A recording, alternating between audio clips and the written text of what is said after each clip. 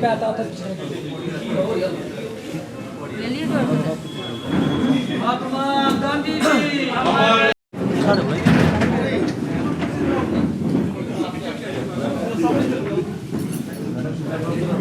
जायदा जी निशस्तम और आखिर में बर्खास्तम। तो इसको देखिए, we have full faith on our law system. हालांकि कुछ इश्यूज में हमारा जो फेथ था वो शेक भी हुआ। कुछ इश्यूज और कुछ जुडिशरी के जो लोग थे जो उनने उस वक्त फैसले दिए उस पर हमारी फेथ जो है वो शेक भी हुई।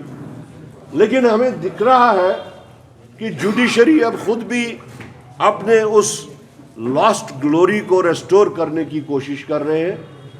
तो वी वेलकम दैट डिसीजन। ये बजट को पेश हो जाने दीजिए। आप किस बजट की बात कर रहे हैं? असेंबली, यहाँ सिर्फ असेंबली के बजट की। उसके ऊपर तो तभी बात हो सकती है जब बजट पेश हो, और बजट में क्या क्या सामने आता है उसी के ऊपर भी बात की जा सकती है। अलबत्ता पिछले बजट से कनेक्टेड कुछ बातें हैं जो गहराई से हम लोग उस चीज के ऊपर नजर रखेंगे, चाहे वो कमिटमेंट्स की सूरत में थी, चाहे वो एग्रीमेंट्स की सूरत में थी, चाहे एश्योरेंसेस की सूरत में थी। उन चीजों को हम एक्सपेक्ट करते हैं, जैसा कि मुलाजमों के मुताबिक के मुतल्लक जो एश्योरेंसेस थी। हालांकि कमेटी ने जो टाइम लिया था 6 महीने का, उससे ज़्यादा ही उन्होंने स्पेंड किया। रिपोर्ट भी सबमिट हुई है, हम लोगों ने देखी नहीं। तो ऐसे इश्यूज काफ़ी हैं जो पिछली असेंबली से कनेक्टेड होंगे। लेकिन जिस तरीके से ये मनरेगा का एक नया स्ट्रक्चर सामने आया है, जो पहले 90-10 के स्ट्रक्चर के हिसाब से था, अब 60-40 के स्ट्रक्चर के हिसाब से। मेरी जानकारी के मुताबिक यूनियन टेरिटरीज पे ये स्ट्रक्चर लागू नहीं होता।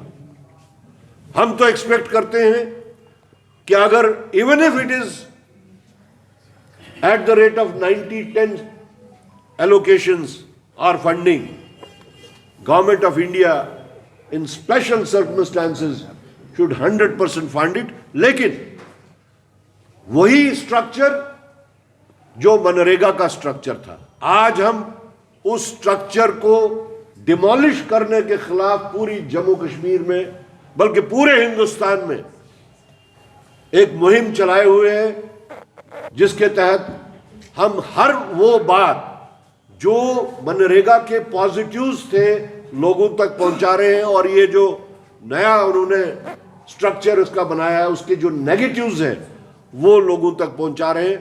जैसे सबसे बड़ी बात, सबसे बड़ा नेगेटिव ये है कि मनरेगा ग्राम सभा के तहत होती थी। मनरेगा में पंचायत, पंच, सरपंच वो लोग अपना प्लान बनाते थे, और ये डिमांड ड्रिवन थी।